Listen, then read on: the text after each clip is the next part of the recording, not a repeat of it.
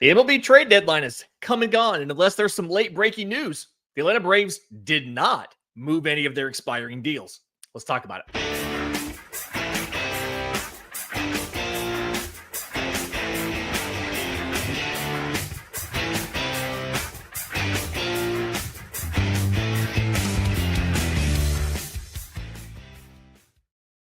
Yes, welcome on in to a special post-trade deadline edition of Braves Today for Thursday, July 31st. I'm your host, Lindsey Crosby. You can follow me on social media at Crosby Baseball. You can follow the show on X, Braves_today. We have a Facebook page and an Instagram as well. You can find all of my written work, bravestoday.com. That's the Braves Today Substack, as this is both a podcast and a newsletter. The plan here, as we've talked about earlier this week, was to go live when the trade deadline was over to discuss the guys Atlanta acquired for Raisel Iglesias, for Marcell Ozuna, and whoever else they saw fit to move at the trade deadline, right? We talked about Pierce Johnson could get moved. We talked about maybe Aaron Bummer would get moved. And instead, it is now 6:02 p.m. with the caveat of some of these deals do get announced 10, 15 minutes after the deadline. MLB's rule is it has to be input into their electronic system by 6 p.m. It might not break until later. The Atlanta Braves did not trade any of their expected trade deadline targets. Raisel Iglesias was in the clubhouse talking to everybody. Marcell Ozuna took his normal batting practice. And we're done with the trade deadline, and it feels like Atlanta missed an opportunity, okay? So let's do this. Because it sometimes takes a few minutes for these guys to, or for these deals to get reported, let's talk about the two deals the Braves did make, who they're getting from those, and then recap and say, okay, it's been 10 minutes after the deadline. Now we know for a fact if Atlanta did or did not make a deal for Ozuna or Iglesias, and discuss maybe why, okay? So the two deals that are confirmed, that we do know that went through, were both, I'm going to say, a little bit unexpected, right? The first one was an acquisition. The Braves acquired a guy, not getting rid of a guy, right? They went out and they got right-hander Tyler Kinley from the Colorado Rockies for a Double-A Rule 5, about to be Rule 5 eligible reliever that was taken in the 18th round in 2021 in Austin Smith. And then they traded Rafael Montero, of all people, for a minor league infielder. So we're going to talk about the two deals. We're going to recap to see who Atlanta got, if they did. And then from there, we'll talk about some of the other leagues around, the other deals around the league, including in Atlanta's own division. If 10 minutes has passed and there's no other deals for Atlanta, I see a comment in here, don't try to spin this. There's no way to spin this. If Atlanta gets out of the trade deadline and did not move Marcell Ozuna, it did not move Raisel Iglesias, it is absolutely a failure by the Atlanta Braves. And you can make arguments that, like, yes, it takes two to make a deal and all of that, and we'll do all of that. But again, we're going to get there. Let's talk about the two deals that are done. Give these last-minute deals a couple minutes to come in. Jeff Passan's still tweeting about deals that happened a few minutes ago, including Charlie Morton to the Tigers. He put that up at 6:03. So deals are still coming out, okay? All right, the deals that you actually did make, right? Tyler Kinley from the Rockies. I know it's not exciting to talk about a potential reliever, but we got to talk about deals we actually have, guys, okay? So the story here, 16th round pick out of Barry University. It's Division II school. If you're curious, they're the Buccaneers. I like to always look at that. 34 years old. Drafted by the Marlins. He was a Rule 5 pick by the Twins. They returned him to the Marlins, claimed off of waivers by the Rockies. And other than flexor tendon surgery, which is a major injury, other than that, he's been pretty healthy, right? Small little things here. 306 in the third innings in relief, 5.08 ERA, 9.5 walks, or 9.5 strikeouts per 9 innings. Walked 4.5 per 9. But the thing is, he's not been very good this year. 5.66 ERA, 51 strikeouts, 27 walks, and 47 2/3 innings. A lot of that's the 7th or 8th inning. He has 3 saves. He has 3 blown saves. But here's the thing. This reminds me a lot of the Pierce Johnson acquisition. There's a couple things that these guys have in common. So when Atlanta got Pierce Johnson from the Rockies in 2023, he had an ERA of 6 with Colorado. When Atlanta brought him over, he had an ERA after the trade of 0.76. Of all qualified relievers down the stretch, he had the best ERA in baseball. He got a $14.25 million 2-year contract, right? And I feel like they can do something similar with Kenley, okay?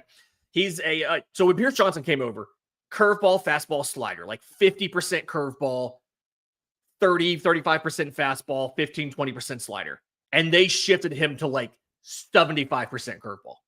They absolutely threw it up there, right? That was something that we see it now. We all know Pierce Johnson's the curveball guy. You can do something kind of similar with Tyler Kenley, right? He is 60% slider. It's in the upper 80s, like 87 miles an hour. 26% four-seamer, 12% curveball, and like barely uses a changeup. This is, you're not going to increase the slider a ton. He already throws his slider more than any other qualified reliever in baseball. I had the stat here. It's like, I think it's all relievers who have thrown 40 or more innings, he has the most slider usage of anybody. But what you're probably going to do here is you're going to ask him to bring the four-seamer up in the zone a little bit. He throws the four-seamer at the same place he throws the slider, which is weird. Like, why would you do that? Part of that may just be leaving Colorado. When you pitch at elevation, you lose about 4 inches of induced vertical break on your fastball. So you bring the fastball up in the zone. You have the slider where you're throwing it kind of middle and down, and then the curveball below the zone. I also think they should throw the curveball more. It's not a bad trade. Now, Tyler Kenley's not going to win you a World Series. Let's be 100% clear.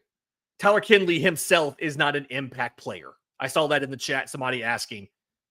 He is not an impact player.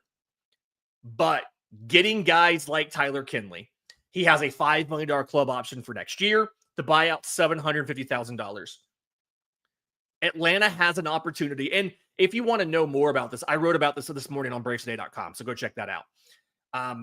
That's much more in detail than I'm going to do right here. This is really kind of a kill time to make sure we get to rant about this front office. But they have a chance. The goal here with Tyler Kenley, the reason they got him was Austin Smith is a 26-year-old reliever who has an ERA over 5 in Double-A. And he's Rule 5 eligible this winter. He was probably never going to make the majors, and he was probably not going to get protected this winter. And instead, they got a guy who has pitched in the majors already, could continue to pitch in the majors, and could potentially end up being really good if they can fix him, tweak him, like they did with Pierce Johnson, okay? The other deal really kind of blows my mind. We've all mentioned it in the chat already. Rafael Montero got you a player. And if it turns out when we go to break and come back and Raisel Iglesias is still a member of this team and Marcell Ozuna is part of this team, it's going to be laughable that Rafael Montero got you something and Raisel Iglesias did not. But the Braves traded Montero for minor league infielder Jim Jarvis of the Detroit Tigers. So Montero, 5.50 ERA, 34 to third innings in July, 10 pitches in July, or 10 appearances in July, ERA of 10.61. So not good. Let's be clear. He was bad this month. He was not great at all, but especially bad this month. What the Atlanta's getting in Jim Jarvis. I watched him play some at the University of Alabama, 11th rounder in 2023. His offense is not very good. Okay. He hit 267 his senior year of college. He hit 237 with West Michigan last year. So again, not very good. West Michigan is their high A affiliate. It's the Whitecaps. And then this year, he's been split between single A Lakeland, the Flying Tigers, and Erie, the Seawolves, which is double A. He's hitting 242 in double A this year. But what is good about Jim Jarvis, and a thing that you need in this organization, is he's a really good defensive player in the infield. He can play shortstop, he can play second, he can play third. It's not the strongest arm, but it's good enough. He's not the fastest player, but he's solidly above average. He stole 25 bags last year. The defense is average, probably a little bit above average. It's not exceptional. Jim Jarvis is potentially a guy that could make the majors as a utility man. But the bigger deal here for Jim Jarvis is he makes the organization better. He gives you some high quality depth in the organization for defense. And from everybody that I've talked to, he's one of those glue guys. He's really, really good in the clubhouse. Braves fans remember from the 21 team, Guillermo Heredia and the Swords, and how everybody loves Guillermo Heredia. Jim Jarvis is a guy like that. Everybody loves him in the clubhouse. He is a fantastic guy like that. Okay, let's go to break. When we come back, I think we're done. I think we've gotten some words. It looks like the Braves are done. Let's talk about why they may not have made these deals and how absurd it is that the Braves held on to these guys. We'll do that next, right here on Braves Today. Welcome back to Braves Today. Lindsey Crosby. We have gotten word from David O'Brien of The Athletic. He says, quote, Braves are done for the deadline. We have no reports of trades of Raisel Iglesias, of Marcell Ozuna, Pierce Johnson, Aaron Bummer, anybody else that you may have thought that we were moving. Let's talk about each of those guys in turn and figure out maybe what happened here. Okay. So it's important to note Marcell Ozuna is a much tougher move than Raisel Iglesias. Okay. So I was hoping they would move Marcell Ozuna. It's not the most shocking thing in the world. All right. Let's talk about this from an impartial perspective before we rightfully rant about the front office not finding a way to move Iglesias and Alex Anthopoulos not finding a way to move Iglesias. Okay. Marcell Ozuna, again, we're being completely rational here. 34 years old. He's hitting 233 with a 759 OPS this year. It's 180 points lower than his OPS was last season.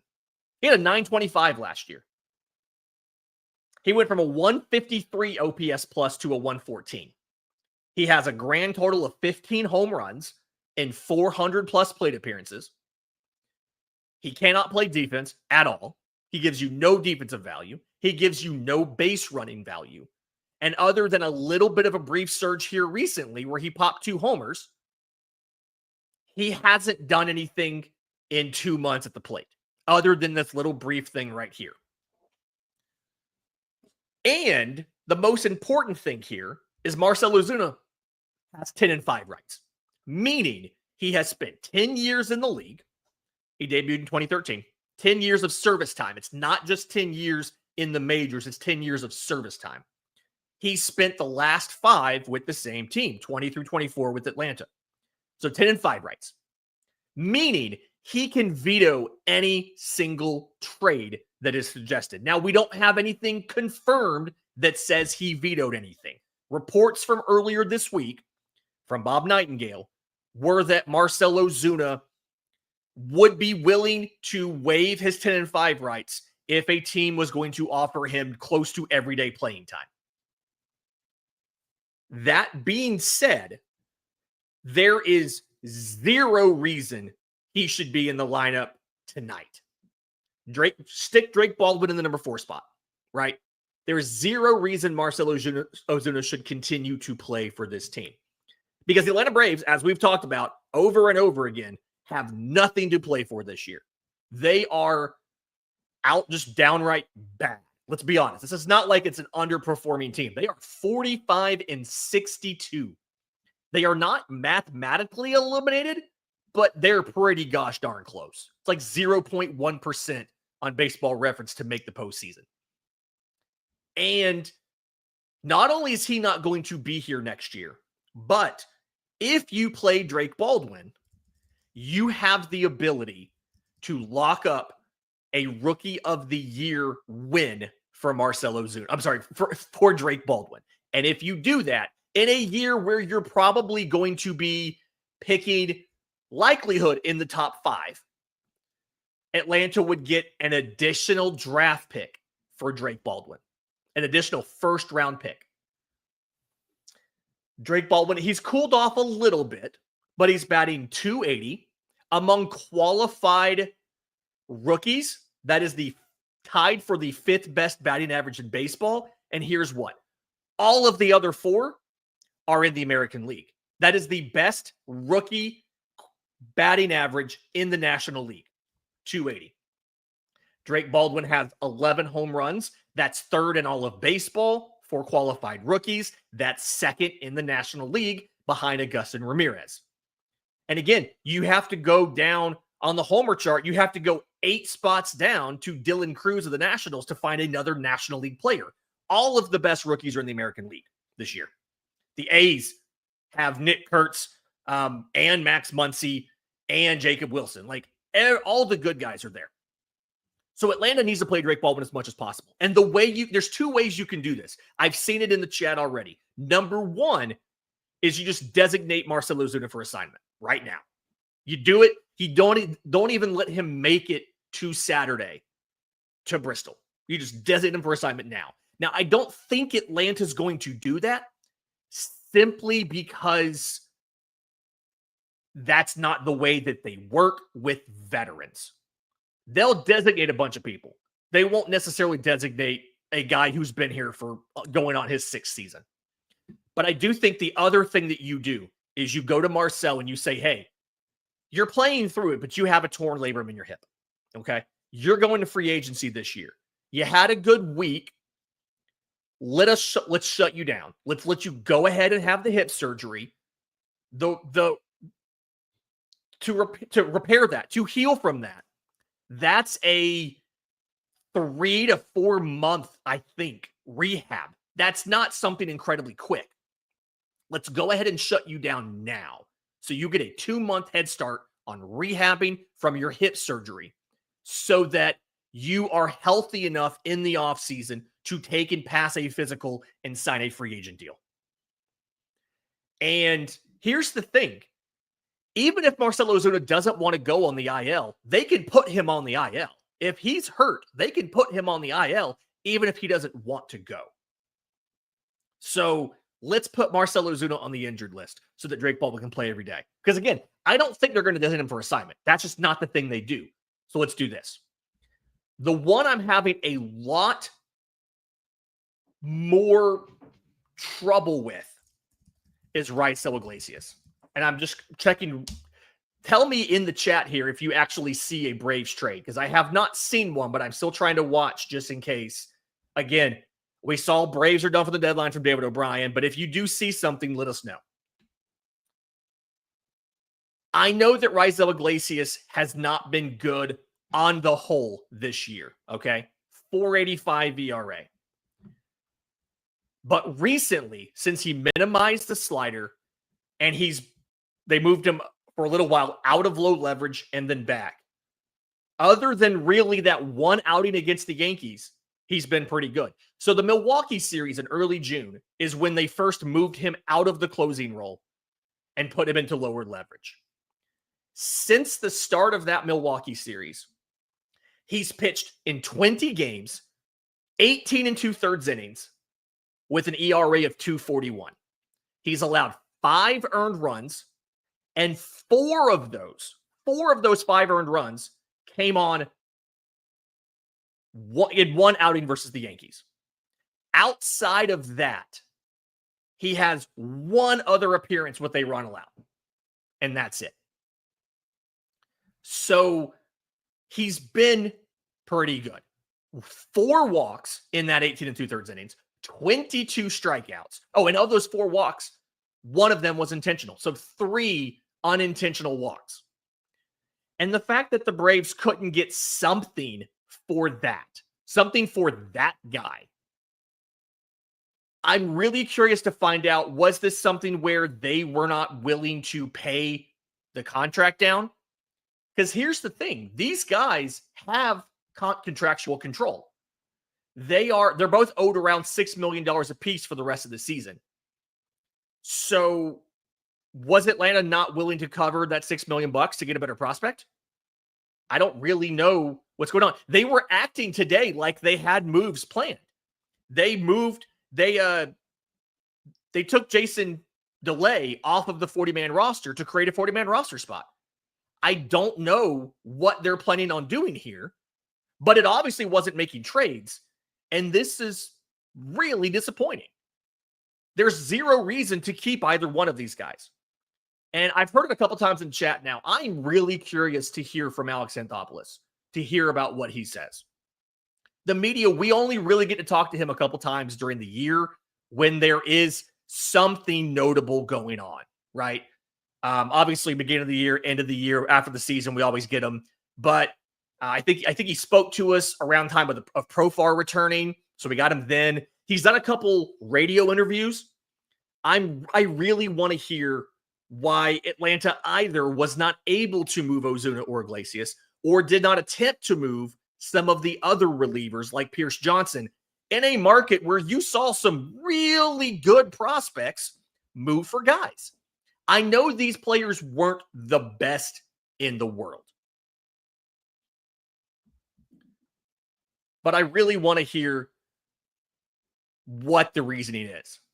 He's going to talk to the media today, and I'm very, very anticipating what we're going to get. I'll let you know what we hear from this. Really, really curious on this. In just a minute, let's get your questions. I start a couple of them in here. Drop your questions in the chat. Unfortunately, questions about are the Braves going to fire Alex Anthopoulos probably aren't going to work. He's signed until 2031.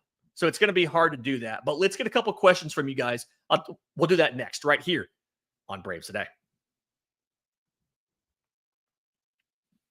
Final segment of Braves Today. Let's talk about some of the deals that went around, and go ahead and grab your questions here in the chat.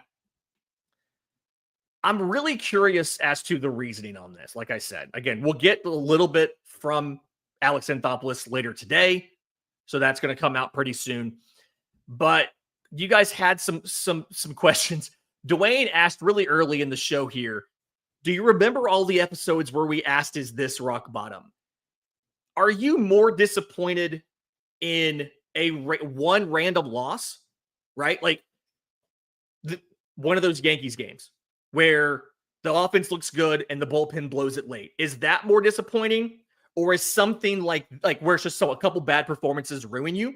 Or is something like this where it feels like it's a structural failure of the organization to do everything they possibly can to get back into contention next year? Because honestly, today to me is more disappointing than any single loss.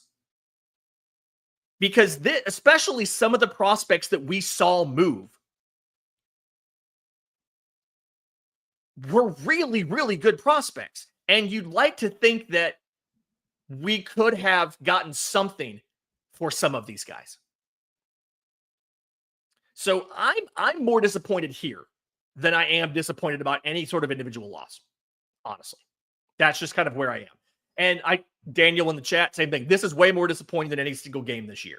I agree. That's just where I am right now. This is more disappointing to me. Okay. Next one here is, should AA be replaced when we bring in a new manager? And if he's not fired, what does that tell us about how much money he actually had to spend last offseason? Kind of address the firing thing. He signed through 2031. That's a lot of money they'd have to eat.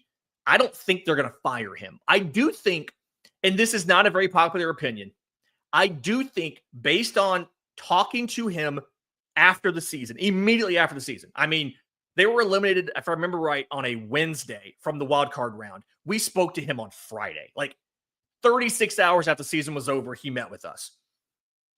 And I remember hearing him and what he said had conviction about how they were going to do this and this and this, whether it was pick up the Travis d'Arnaud option, payroll was going to go up. There was no hesitation. There was conviction and all of that. And then they didn't spend money. They didn't pick up those options. You know, they fired some coaches. It really felt like he told us what he was going to do, and then a lot of these plans changed. And I've talked about this before. It feels like somebody from above him, which would be Terry McGuirk, because the only option there is, told him, hey, you cannot, like, we have to reset the CBT, or you cannot spend that money or whatever. So I feel like their hands were a little bit tied. I don't think he intentionally lied to us. I've addressed this before. Every time I've spoken to him in person multiple times, I never get the impression that I'm being lied to. Maybe he's a really good actor, but he always comes off to us, whether it's Zoom, whether it's in person, as being truthful and telling us as much as he can tell us. And he's come back and legitimately said, I can't address that, or I can't go into more detail on that. But he's been pretty transparent with us. Again, my impression, maybe I'm bad at reading people. AA doesn't feel like he's been lying to me. Jacob has a question. Do the Braves trade Sean Murphy in the offseason? Because they need a shortstop and a second baseman. You need money to do that. This is a common thing here. People have asked this. I don't necessarily think that the Braves should trade Sean Murphy. This is something where the Braves have under AA have always wanted to have multiple catchers. They've always wanted to play two catchers at the same time. And because you have Drake Baldwin emerging, doesn't necessarily mean you automatically should trade Marcell Ozuna. And there's a couple, you should trade Sean Murphy. You should have traded Marcell Ozuna. You shouldn't trade Sean Murphy. And there's a couple reasons. I think the first reason on this is Michael Harris. Okay. Michael Harris looked fantastic his rookie year, right? One rookie of the year. His offensive stats have regressed in every single season, where this year he was one of the worst qualified hitters in baseball. If you trade Sean Murphy, you are banking on the same thing not happening to Drake Baldwin at a position where it is much easier to get injured than center field. And Michael Harris has still missed time just about every single season. The hamstring last year, the back 2 years ago. If you trade Sean Murphy and you make Drake Baldwin the everyday guy, one injury means you are starting nobodies. There is no other prominent shortstop, prominent catcher in the system who can help you at the major league level for years. So keep Sean Murphy. The money together is still not that bad because Drake Baldwin's making close to the minimum here. So the money together is not that onerous. And if you don't have a full-time designated hitter, and again, there's people asking, like, do you think we re-sign Marcell Ozuna? I don't. I think the Braves have seen something here where maybe if you don't have a full-time locked-in DH, you can go out there and you can do more things with your lineup. You can give Ronald a half day here and there, so he's not trying to play the field and run on a bulky calf and go on the injured list. You can get Jurickson Profar's terrible glove out of the field from time to time. You can play, if both catchers are hot, you can play them both at the same time. So I don't think they trade Sean Murphy. If they do, I think you have to get back a top tier shortstop in the deal. And I just don't think that's going to happen. There's very few teams that have multiple fantastic shortstops and don't have a catcher and are willing to trade one of those fantastic shortstops to get your catcher. I mean, you can make a deal. I just don't know if potentially making the catcher position a black hole with one injury is worth trading Sean Murphy and getting a shortstop prospect back. Wesley asked, do we see Hurston Waldrop and J.R. Ritchie getting to start in the next couple of weeks? I was hoping they would, and then Eric Fetty fell, and Carlos Carrasco got acquired here. I think if one or both of those guys fall on their face, and Fetty didn't look awesome in that start, we'll see what Carrasco looks like in like 35 minutes or 45 minutes, however long until this game starts. I think Hurston Waldrop's likely. I don't know if they're going to use J.R. Ritchie simply because we've talked about this a little bit, and it ties in with some other questions here about Chris Sale and some guys returning. Edit Z has a question about Chris Sale coming back. I think you're in a situation where you have so many guys that have to be added to the 40-man roster, either because they're Rule 5 eligible and you don't want to lose them this winter, or they're on the 60-day IL and you have to clear out the 60-day IL when the season ends. So J.R. Ritchie is a guy that is not going to be Rule 5 eligible until next December. So I'm kind of, the way that they're operating, it kind of feels like they're going to wait on any of those guys simply so that they don't go ahead and put them on the 40-man roster and then have to lose someone else in December, or I guess earlier than that. November is when you protect guys from the Rule 5 draft because they're out of spots. Because right now, Joe Jimenez, Chris Sale, Spencer Swellenbach, Grant Holmes, AJ Smith, like all of those guys have to come off the 60-day IL for the winter. You have to take every single one of those guys off. And to do that, you need spots. So yes, there's guys you can get rid of. There's prospects, or not, there's non-prospects. There's minor league free agents and things like that you can get rid of. There's a couple guys in this bullpen you're going to see gone. But you're going to need to clear up a bunch of 40-man spots. And so calling up guys like J.R. Ritchie doesn't make a lot of sense from the perspective of, it's not just a question, do you call up Ritchie? It's, if you call up Ritchie, who do you sacrifice to keep him on the 40-man roster a year early? I would love for them to get him some starts and see what he can do in the majors. But think about the way they're going to look at this. Think at the long-term view of this. And on that same note, Edit Z has the question about, do we think that Chris Sale comes back this year, right? And then I guess the same question for Ronald Acuna Jr. Do we think Ronald Acuna Jr. comes back? And I think a lot of that is, if it's Snit making the decision, they're probably going to get them a chance to pitch this year. Yes. Snit talked about this last week. I want to say it was after the Yankees series, maybe. And I think I mentioned this on the show last week. There's a mental component for these guys of being able to come back from the injured list and successfully pitch in the majors before they go to the offseason. Even with Chris Sale missing the end of the year last year, when the team was eliminated, he didn't go home to Florida. He stayed in Atlanta because he wanted to be able to throw a bullpen and do a sim game on the day he would have started in the second round of the postseason, so that he had the confidence of knowing that he was healthy before he officially wrapped his season. Like when we were talking to Alex Anthopoulos on that Friday morning, Chris Sale was on the Truist Park mound throwing at the exact same time. So, yeah, I think they're going to give them a chance to come back. Sale's probably the only one you see. Maybe, I guess, Joe Jimenez as well. But that's about it.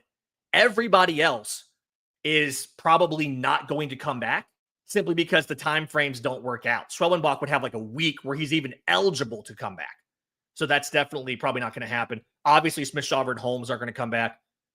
Ronaldo Lopez, I have no clue. He may come back as a reliever or something like that. Ronald Acuna Jr., I don't know. That's the big question for me. Because theoretically, could just be a couple weeks, and he could be back from a calf strain. I don't know. He's going to push to play as soon as possible, but I just don't know how they're going to play it. That's definitely something where he's going to want to play. They're probably going to slow play it, but at a certain point, Snit's going to let him play, right? We saw that. So I expect Ronald's probably going to come back. From Maynard, do we think the Braves have plans for Ozuna in the future? I could see the value of re-signing him. I don't think they do that. And it actually comes in with Alex's comment here. Did they not trade Ozuna because he's a good teammate in the clubhouse? We talk a lot, and by we, I mean the fan base, talk a lot about the leaders of this team. And Marcell Ozuna is one of the leaders of this team. He's not as vocal of a leader to the media when people are in the clubhouse, but there have been so many guys in the last year and a half that have talked about what Marcell Ozuna did for them. Michael Harris last year when he was struggling, and then he got hot late in the year when he came back from the hamstring. He specifically said Marcell Ozuna was the one who got him going. When he got hot down the stretch in 23, Michael Harris talked about Marcell Ozuna was the one that got him going. Ozzy Albies talked to us about how Marcell Ozuna helped him with some stuff. Chris Sale, earlier this year, when he was really bad early in the year, he had some of those mechanical issues. Chris Sale said that Marcell Ozuna helped him. A hitter helped him by this is what I'm seeing from my perspective as to what's going on. Like Grant Holmes and Spencer Schwellenbach were in the bullpen with the iPads looking at all the metrics as Sale was throwing, and they were helping figure out what was going on. But Marcell Ozuna was also helping. He is a leader. That being said, I do not want them to bring him back simply because I want the DH spot open so you can rotate as many guys through as possible. I don't think they're going to bring him back. I personally believe that this issue he was having this year wasn't just the hip. I think a lot of this was him being on the wrong side of the aging curve. Because really, he wasn't that good late last year either. The last month of the year, he had no power whatsoever. Virtually none. It's the only reason he didn't have that 3,100 year. I personally think he's just on the wrong end of the aging curve. And I don't think he's going to get back to where he was early last year. And so I don't think Atlanta should bring him back. And I honestly don't think they will. My hope, I have no sort of inside knowledge here. My hope is that resetting the CBT means that their goal here is to go out and get some sort of big name pitching free agent this offseason. If you look at the list of people who were available, Framber Valdez, Zach Gallen, Dylan Cease, Michael King, a lot of big names should be available. And my hope is that now that you reset the CBT, or theoretically are going to reset the CBT, they're on track to do it. The qualifying offer penalty is a lot less severe to sign one of those guys. Heck, if you want to see Atlanta upgrade offensively in the middle infield, Bo Bichette's also a free agent. You could do that. But it does feel like that is the most logical place for them to go make a signing. Double A has a note in here. I think we should grab Gallen and Cease and see if we can fix them. I don't know if Atlanta is going to be able to sign both of those guys, but part of me hopes that you're going to hear about Atlanta being in the mix for both of them and hopefully getting one. I think Dylan Cease being a local boy makes more sense. I do think both of them, what I'm worried about is that somebody's going to just offer them way too much money, even though they shouldn't. And obviously the most logical team that would do that would be the Mets, because Steve Cohen has no concept of money. He does whatever he wants to do. He had just whatever he wants to buy. Look at their trade deadline. They just went out and got whatever they wanted. And they do that in free agency, whatever they wanted. Here, Juan Soto, here's $750 million to play for 20 years. So,